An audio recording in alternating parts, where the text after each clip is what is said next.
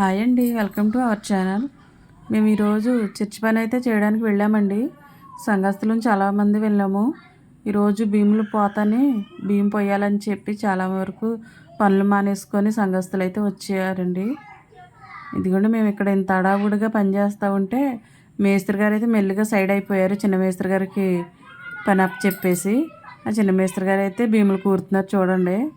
మేమేమో ఎవరి గోళ్ళ వాళ్ళ ఉండి పని చేసుకుంటున్నాము. ఈయనైతే బయటికి వెళ్ళి వీడియో తీస్తున్నారండి. మేమైతే చూసుకోలేదు.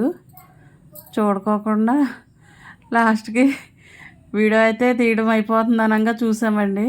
చూసి తీయొద్దు తీయొద్దు అని చెప్తున్నా సరే ఇంకా ఆయనైతే ఆగలేదండి. వీడియో తీశారు.